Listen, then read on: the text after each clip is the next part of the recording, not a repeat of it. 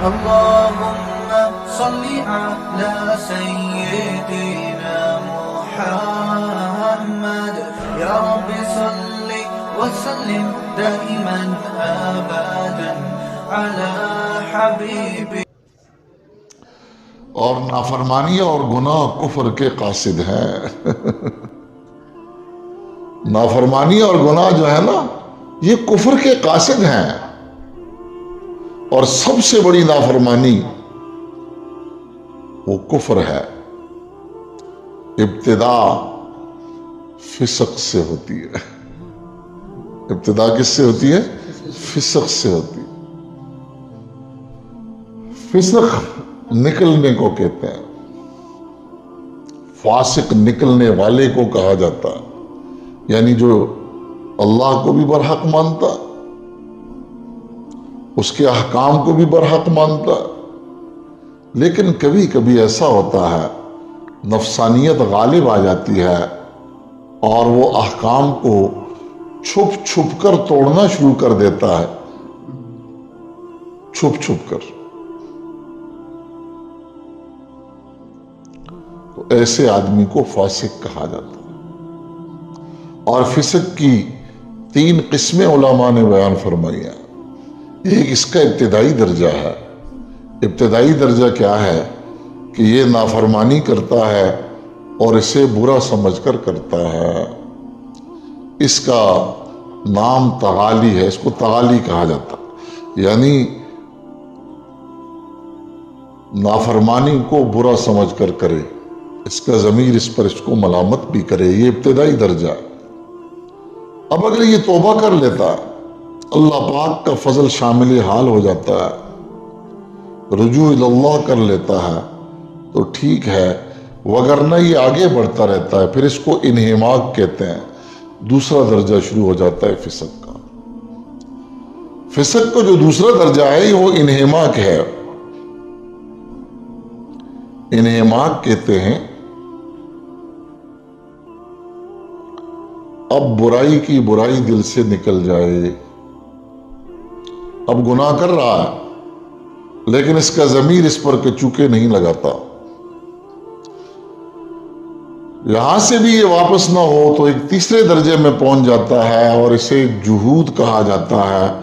جہود کیا ہے کہ اب اس کو برائی بلائی نظر آنا شروع ہو گئی. یہ آہستہ آہستہ بگاڑ کی طرف چلتا.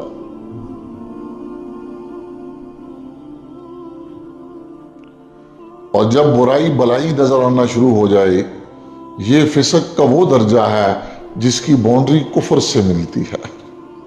اس سے اگلا درجہ پھر کفر ہو جاتا. تو فسق ابتدائی درجہ ہے. چھپ چھپ کر نافرمانی کرے. اس سے بڑا فاجر ہوتا ہے جو علی اعلان اللہ پاک کی نافرمانی کرتا. اس سے بھی بڑا مجاہر ہوتا ہے یہ وہ ہے کہ جو خود بھی نافرمانی کر رہا ہے اور دوسروں کو بھی نافرمانی کی دعوت دیتا ہے. اور اس سے بھی جو بڑا ہے وہ کفر ہے. اس سے بڑا جو ہے نا پھر وہ کفر ہے. یہ کفر میں انکار پر آ جاتا ہے.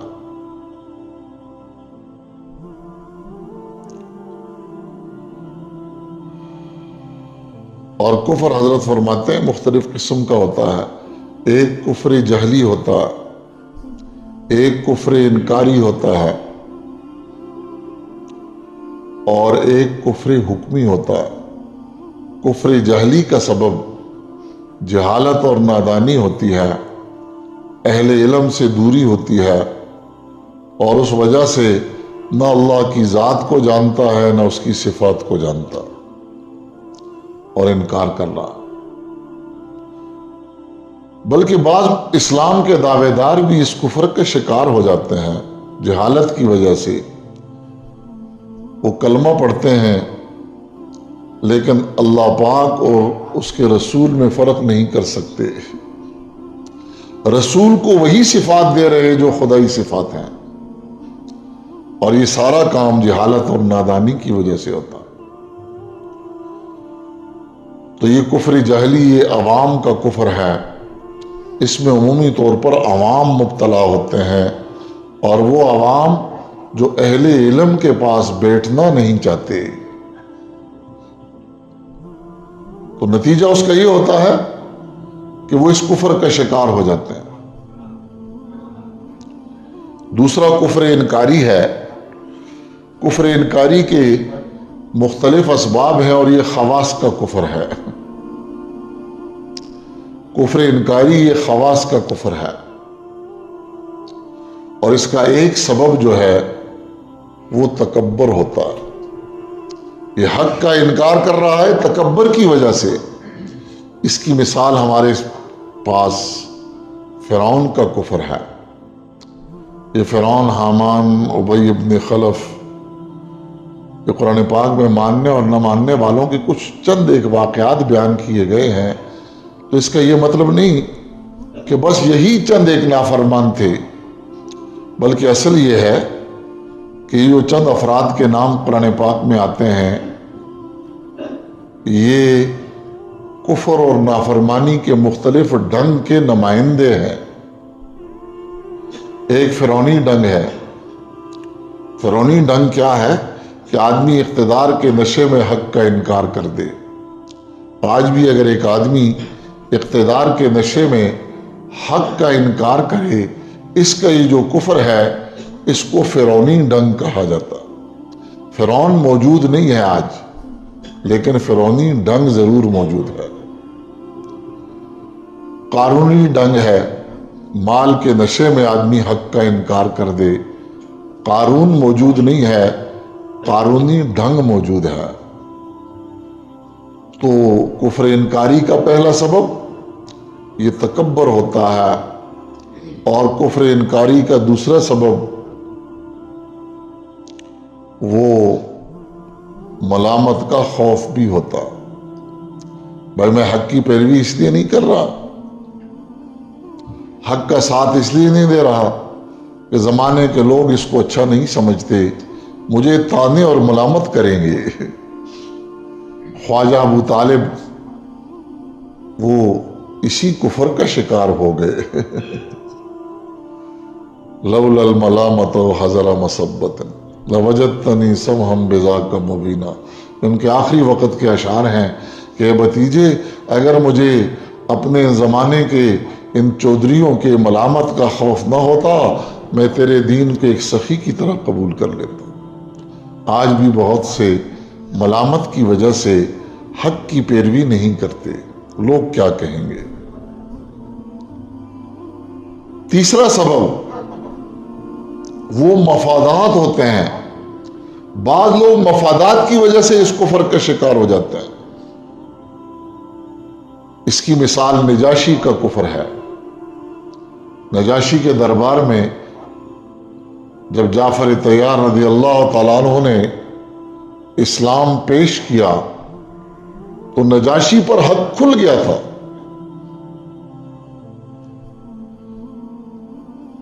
اور اس نے دیکھا کہ اس کے درباری اور اس کی حکومت اس کے ہاتھ سے جا رہے ہیں، تو اس نے باوجود حق کھلنے کے بھی حق کا اقرار نہیں کیا، انکار پر آ گیا۔ تو مفادات بھی آدمی کو کفر پر لاتے ہیں۔ اور ایک چوتھی چیز ہے کفر انکاری کا جو سبب ہے، وہ اس کو کفر حکمی کہا جاتا۔ کفر حکمی یہ ہے کہ یہ کوئی ایسا کام کر دے، ایسا کلام زبان سے نکال لے کہ اس پر کفر کا حکم لگ جاتا ہے۔ شاعر اللہ کی بے اکرامی پر آ جائے، اللہ تعالیٰ شان و رسول صلی اللہ علیہ وسلم کی شان میں گستاخی پر آ جائے،